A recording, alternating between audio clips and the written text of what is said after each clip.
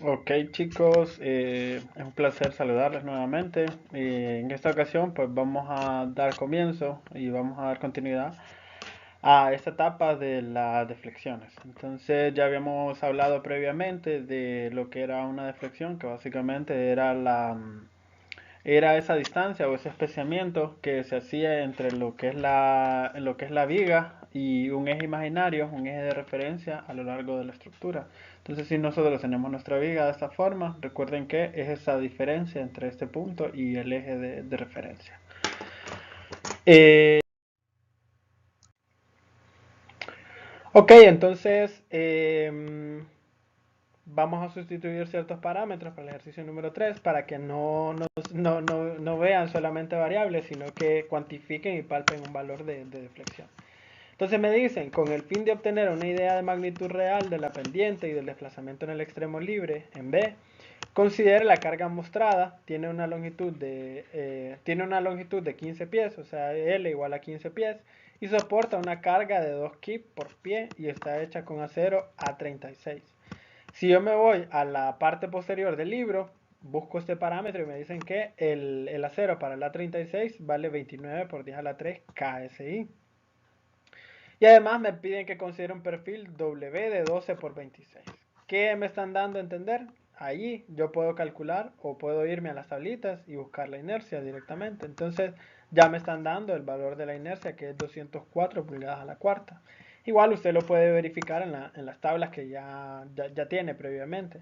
Entonces, tomando todos estos parámetros de referencia, vamos a calcular el valor. Recuerden que ya habíamos calculado una expresión para tanto el ángulo la deflexión de la viga como el ángulo de giro. Entonces, sustituyamos estos valores. La longitud dijimos que eran 15 pies. El módulo de elasticidad es 29 por 10 a la 3 KSI. Q vale 2 kg por pie y pues la inercia vale 204 pulgadas a la cuarta. Teníamos que el valor de teta B iba a ser igual a Q por L elevado a la 3 dividido sobre 6 veces E. Sustituimos el valor de Q, el valor de L, el valor del módulo de elasticidad y pues el valor de la inercia. Tenga cuidado con la compatibilidad de cada uno de los datos. Entonces estamos en el sistema inglés, todo tiene que ser en kip por pie o en kip por pulgada. En este caso, el único parámetro que está en pulgadas es la inercia. Pues convierto esas inercias, esos valores de pulgadas al cuadrado a pie. Entonces en este caso nos quedaría en la parte superior 2 por 15 a la 3 dividido entre 6 por el módulo de elasticidad, que es 29.000 por 204 pulgadas. Y pues acá, fijémonos en las unidades. Acá me queda kip por pie a la 3. Entonces me queda, en realidad arriba tengo kip por pie al cuadrado. En la parte inferior tengo kip por pulgada cuadrada por pulgada a la cuarta. Pulgada a la cuarta entre pulgada al cuadrado, kip por pulgada al cuadrado. Paso a pies y pues tengo al final que en la parte inferior y en la parte superior kip por, por pie. Kip por pie cuadrado. Entonces se eliminan estos dos parámetros y nos queda un valor del ángulo de rotación de 0.027 radianes. Es un valor bastante pequeño, como ya lo habíamos predicho previamente. Es un valor bien pequeñito, un valor bien bajito. Si lo convertimos a grados, para que nos dé generalmente en radianes, usted no lo va a ubicar, pero en grados sí que inmediatamente ya tiene un parámetro de referencia, es aproximadamente 1.6 grados. Entonces vaya a su transportador, mire cuánto es eso y pues se va a notar que es un valor extremadamente pequeño. Bueno, ahora calculemos lo que es la deflexión máxima. Ya sabíamos que la deflexión máxima es menos Q por L a la cuarta dividido sobre 8.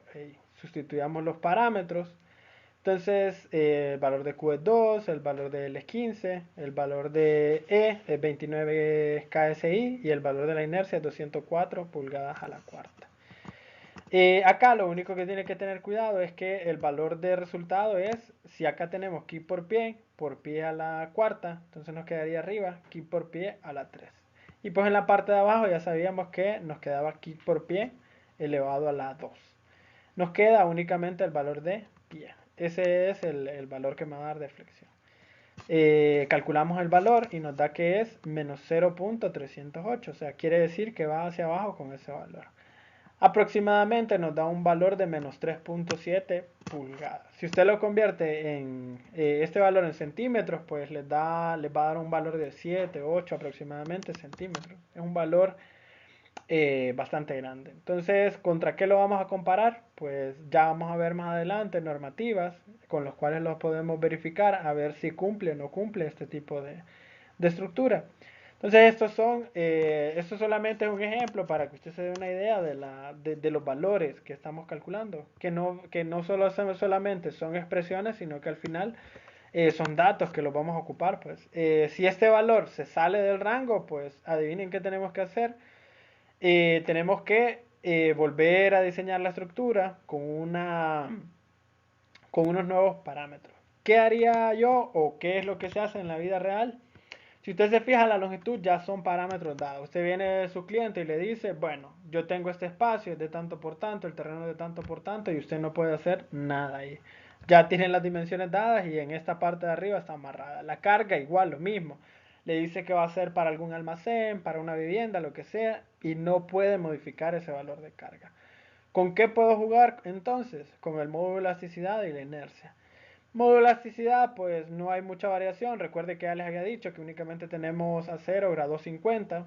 También a nivel internacional hay grado 40, grado 60, grado 70, pero en nuestro medio generalmente el que van a encontrar es grado 50. No puedo variar mucho en el valor de E. ¿Qué parámetro puedo tocar? La inercia. Y adivinen con qué está relacionada la inercia. Pues con la sección que yo ya escogí previamente. Si no me cumple, ¿qué hago? Si yo quiero que la deformación sea más pequeña, porque no me cumple y la deformación es demasiado grande, o vibra demasiado, o qué sé yo, puedo tener problemas a largo plazo. Si yo aumento la inercia, resulta que la deformación se reduce. Entonces ahí está el truco. Únicamente aumente ese peralte de la viga. Si usted tenía un determinado peralte, aumentelo. Y pues con eso va a lograr reducir la deformación. Eso es bastante interesante y bastante curioso. Como les repito, cuando lleven su clase de concretos, diseño de estructuras, etcétera, ahí sí les va a tocar hacer toda esa verificación. Entonces usted, imagínese que lleva todo un procedimiento, calcula sus diseños, calcula sus vigas, sus losas y todo perfecto, todo cabal. Resulta que cuando se va a la parte geométrica, en esa parte geométrica la deformación es demasiado excesiva. Entonces va a tener problemas de que la cerámica se le va a quebrar, de que la, la losa se puede fisurar, la pared se puede fisurar. Entonces, para evitar ese tipo de problemas, simple y sencillamente aumenta el peralte y se acabó. Santo remedio. Entonces, ojo con eso, tiene que tener cuidado. Para el ejemplo número 4, pues en este caso ya vamos subiendo un poco de tono. Ya se va complicando un poquitito más los cálculos, los datos, y van a ver que ya no es tan sencillo como en los primeros 2 o 3 casos, sino que ya pues se va complicando un poco más. No es tanto el ejercicio como tal, sino todo este montón de datos, este montón de parámetros que al final tenemos que dejarlo expresados para todo tipo de viga. Entonces me dicen una viga simplemente apoyada, AB, soporta una carga concentrada P, que actúa a las distancias A y B desde los apoyos izquierdo y derecho respectivamente. Entonces tenemos una viga simplemente apoyada, cuya longitud es L. Tenemos un valor de A, que es esta distancia de acá, y un valor de B, que es esta distancia de acá. Tenemos la carga P y pues tenemos el punto A, el punto B y tenemos un punto E en el cual está aplicada esa carga. Me piden que determine las ecuaciones de la curva de deflexión, los ángulos de rotación teta A y teta B en los apoyos, la deflexión máxima y aparte de eso me piden la deflexión en el punto C, en el punto medio de la viga. La viga tiene la longitud L y la rigidez a la flexión es constante E. Entonces, ¿qué es lo que ocurre? Tengo la estructura, tengo una carga aplicada y pues esta vez se puede apreciar que no es simétrica. La deflexión máxima esta vez no va a ocurrir a L medio, sino a una distancia x1 que desconozco. Tengo que averiguar qué distancia es esa. Entonces verifico qué distancia es y pues posteriormente calculo cuánto vale esa deformación máxima. Tengo la deflexión en C, que también me la están solicitando, entonces vamos a calcularlo todo eso. Hay algo que yo puedo conocer de la deformación máxima. Recuerde que si la deformación es máxima, entonces la pendiente de la recta tangente en ese punto va a ser igual a cero. Eso nunca se le olvide. En el punto de deformación máxima, entonces la pendiente va a ser igual a cero. Acuérdese de eso. Entonces, calculémoslo. Nos piden que determinemos la deformación máxima, nos piden que calculemos la deformación en C, nos piden que calculemos el ángulo de rotación en A y el ángulo de rotación en B. Entonces, para poder determinar esos parámetros, tengo que hacer uso de todo lo que tengo en la mano. En esta ocasión tengo que particionar. Recuerde que de su clase de estática y todos sus conocimientos previos, usted sabe que una carga básicamente lo que representa es una discontinuidad. Un punto infinitesimalmente antes de la carga y otra ecuación para un punto infinitesimalmente después. Entonces tiene que tener cuidado con eso. Tenemos dos tramos. Uno que va desde A al punto E que yo había escogido previamente y otro que va del punto E al punto B. Entonces, el valor de x va, en este caso, yo lo voy a tomar desde este punto de referencia en A. Entonces, x va a ir desde acá hasta acá. Calculo las reacciones, la reacción en A me da que es igual a P por B dividido entre L y la reacción en B, si no me equivoco, es P por A dividido entre L. Como mi punto de origen yo lo estoy ubicando en el extremo A y esta vez borde izquierda a derecha, como están acostumbrados a hacerlo, entonces voy a tener que esta ecuación va a ser válida desde 0 exactamente hasta A, ya sea infinitesimalmente antes de A o en el punto A, cualquiera de las dos. Pues hacemos la sumatoria de momentos, tenemos la reacción que va en sentido negativo, que yo lo designo con valor negativo y el momento que va en sentido contrario. Entonces tengo que el momento va a ser igual a P por B dividido entre L por el valor de X. Entonces esta es la ecuación que voy a utilizar para 0 menor o igual que X menor o igual que A. De ahí tengo un segundo tramo que va a ser infinitesimalmente posterior a la carga. Entonces, una vez que tengo la carga aplicada, va a ser desde A hasta L.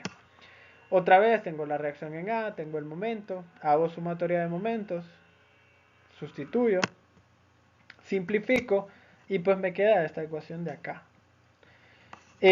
Ojo, un dato curioso y que se lo voy a estar recalcando muchas veces. Acá me queda un valor de x menos a. Ese x menos a representa esta distancia, esa pequeña distancia entre el punto A y el punto E. Estos valores que están dentro de los paréntesis, lo más recomendable es nunca eliminarlos. Si usted lo elimina el paréntesis y hace propiedad distributiva, créalo que se va a estar toda la tarde, toda la noche resolviendo un ejercicio y nunca lo va a poder resolver. Porque ahí se van a eliminar muchos parámetros, simplifica mucho al momento de efectuar los cálculos. Entonces lo más recomendable es que así lo deje, no lo toque. Una vez que tenemos una vez que tenemos esas condiciones o esas ecuaciones, integramos, teníamos que para el primer tramo desde 0 hasta A teníamos el valor de P por B dividido entre L por X y para el segundo tramo teníamos esta ecuación de acá. Hacemos una primera integral, nos queda un valor de P por B dividido entre 2L por X a la 2 más la constante de integración, no se le olvide. A esta ecuación de acá yo le voy a denotar ecuación número 1.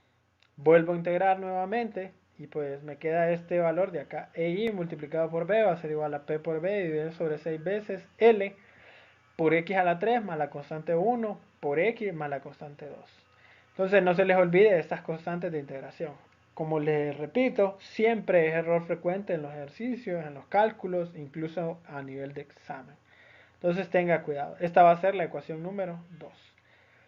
Bueno, este es para el primer tramo. Entonces en el primer tramo tenemos que tener cuidado con eso. Para el segundo tramo vamos a tener desde A menor o igual que X menor o igual que L. Entonces tenemos la segunda derivada de B con respecto a X por P por B dividido entre L por X menos P por X menos A. Hacemos una primera integral. Y tal como les había dicho, no hagan propiedad distributiva, déjenla ahí, tal cual, miren. Entonces me queda menos un medio de P por X menos A. Si yo derivo esto, me queda esto de acá. Es lo único que me interesa. Entonces, esto de acá no lo toco, no lo manejo para nada, no lo manipulo. Ahí está completamente funcional y fácil de simplificar. Vuelvo a integrar y pues me queda P por B dividido sobre 6 veces L por X a la 3 menos un sexto de P por X menos A elevado a la 3. Nuevamente no toco este parámetro de acá y lo único que me interesa es que si yo derivo este parámetro de acá, va a ser este de acá. Eso es todo. A esta ecuación de acá le voy a llamar la ecuación número 3 y a esta ecuación de acá la ecuación número 4.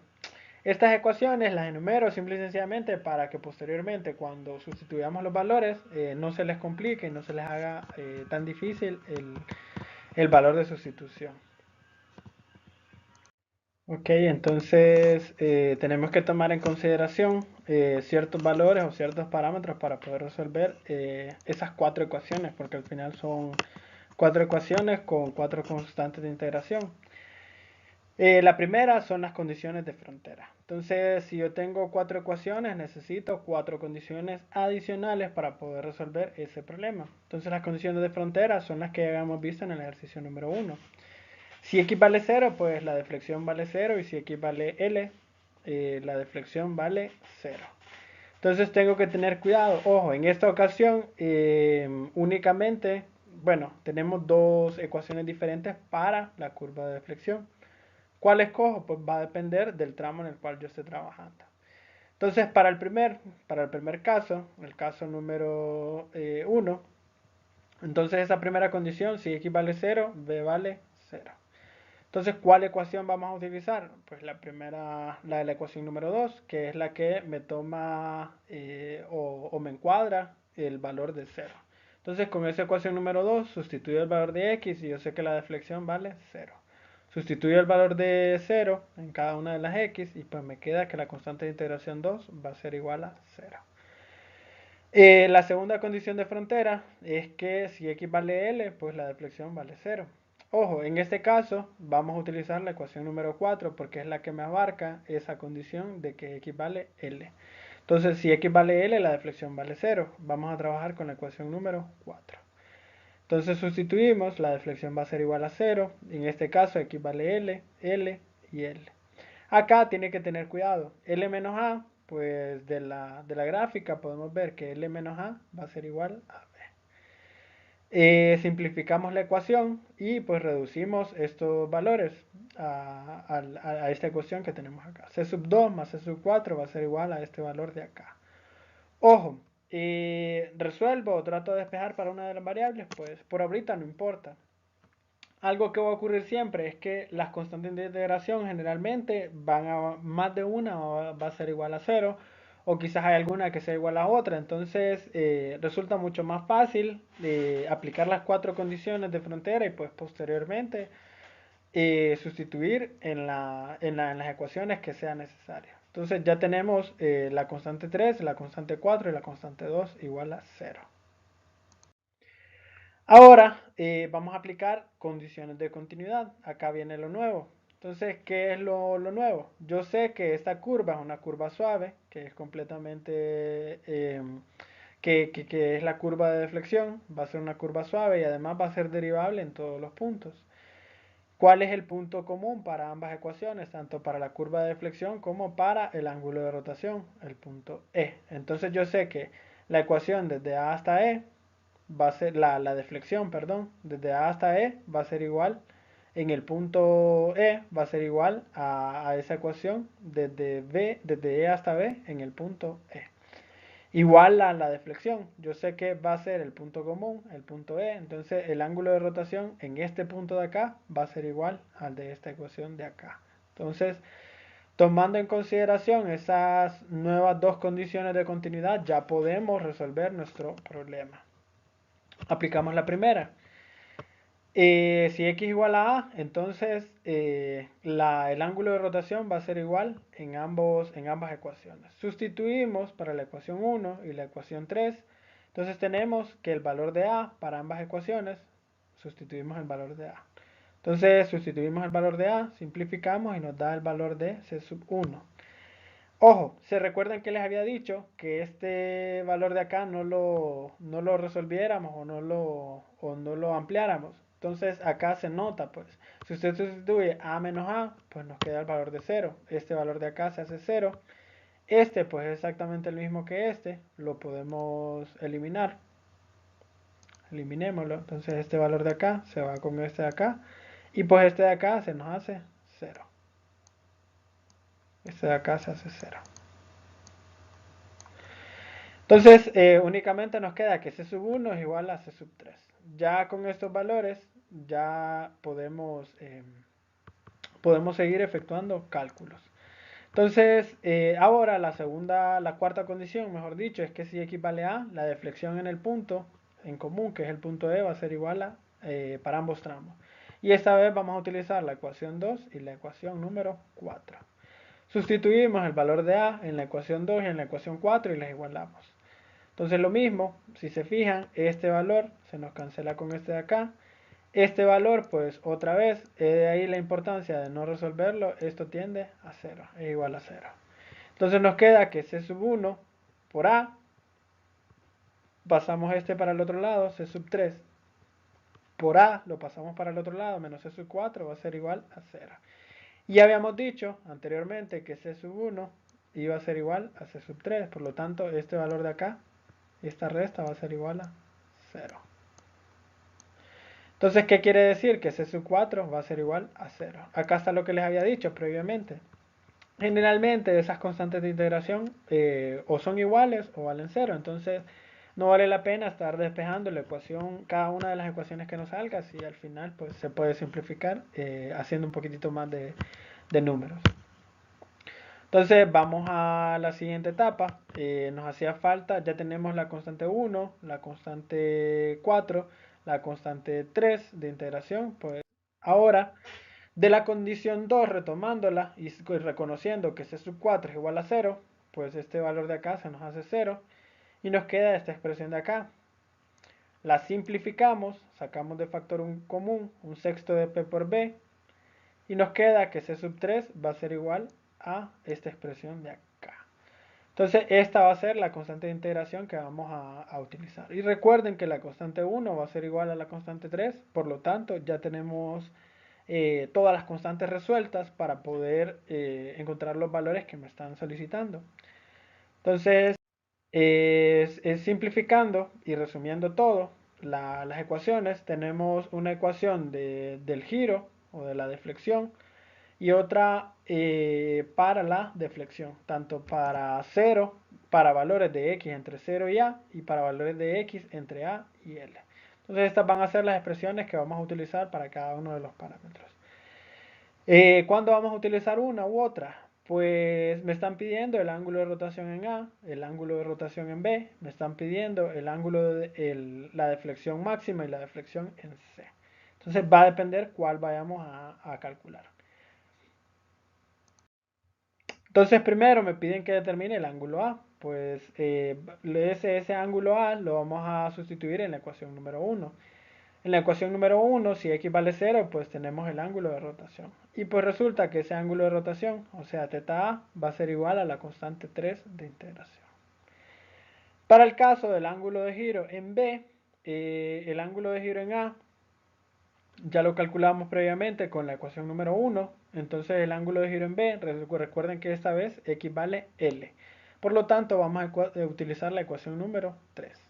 Sustituimos L en la ecuación número 3. Entonces tenemos este valor de acá. Si se fijan, hay un parámetro que se repite bastante. L menos A ya habíamos dicho que era igual a B. Se repite P por B, y en este caso P por B. Lo sacamos. Y también el valor 2. Entonces, si se fijan, lo podemos sacar de factor común. En esta parte de acá, b al cuadrado menos l al cuadrado lo podemos calcular también como b menos a por b más a. Entonces, simplificamos toda esta expresión y pues nos queda que θb va a ser igual a este valor de acá. Ojo, acá tiene que notar algo. ¿Qué signo va a tener el ángulo A y qué signo va a tener el ángulo B? Pues va a depender. Miren, el valor de B en este caso, en la figura, aparentemente B es mayor que A. Por lo tanto, obviamente B va a ser mucho menor que L siempre. Entonces la diferencia de esto siempre va a ser negativa. Por lo tanto, el ángulo de rotación en A es negativa. Ya habíamos visto en la figura anterior que el ángulo de rotación va en sentido contrario de las manecillas del reloj. En el sentido de las manecillas del reloj, por lo tanto, es negativo. En el caso de acá es una suma, por lo tanto el valor total es positivo y por lo tanto el ángulo B es positivo. Pues ya teníamos estos valores de acá. Me están pidiendo teta A, teta B. Ahora me piden que calcule la deflexión en C. Entonces la deflexión en C únicamente sustituyo para L medios en la ecuación número 2, que es la que me compete para ese tramo que yo estoy ejecutando. Sustituyo L medios, sustituyo L medios, comienzo a simplificar y pues me queda que la deflexión en C es este valor de acá, simplificando. Y pues por último, y lo más complicado, es la deflexión máxima. ¿Cómo calculo la deflexión máxima? Pues yo sé que la deflexión máxima va a ocurrir en el tramo desde 0 hasta A. ¿Qué quiere decir eso? Que tengo que utilizar esa ecuación 1 y esa ecuación 2 para poder resolver mi problema. Entonces la deflexión máxima, primero, yo tengo un parámetro de referencia. Y es que ya lo había dicho anteriormente, si la deflexión es máxima, el ángulo de rotación por lo tanto vale 0. Esa va a ser la ecuación que vamos a utilizar, la ecuación número 1. Tomo la ecuación número 1, la igualo a 0, despejo para x, y pues me queda que x va a ser igual a la raíz cuadrada de L al cuadrado menos b al cuadrado dividido sobre 3. Ojo, ese valor de x únicamente es el punto en el cual está ocurriendo esa deformación máxima. Si yo quiero saber cuál es el valor, tengo que sustituir ese valor de x pues en la expresión número 2. Si yo sustituyo en la ecuación número 2, me queda este parámetro de acá. Y si yo simplifico, me queda esta expresión de acá. Usted lo puede hacer a manera de práctica. Acá me quedaría L menos B, L al cuadrado menos B al cuadrado elevado a la 3 medios. Y acá pues lo mismo, elevado a la 3 medios. Simplifico y me queda esta expresión de acá. Pues ese es el valor que voy a estar utilizando para la deformación máxima cada vez que me lo solicite. Más agradecerles por toda su atención, por todos los que llegaron hasta este punto, ¿verdad? Espero que les sea de utilidad. Son 5 ejercicios, básicamente. Traté de ser lo más explícito, lo más detallado posible en el sentido de los cálculos. Traten de resolverlos a mano para que no tengan ningún inconveniente al momento de efectuar la evaluación. Todavía queda pendiente una última parte que es el método de superposición. Es mucho más simplificado que este tema. Este tema es bastante prolongado, si usted se fija, es bastante trabajo a mano, cualquier numerito, cualquier valor que les quede ahí atrapado, pues les puede generar problemas, les puede generar error. Repasen lo que son condiciones de frontera, condiciones de continuidad, los apoyos, entonces solamente eso.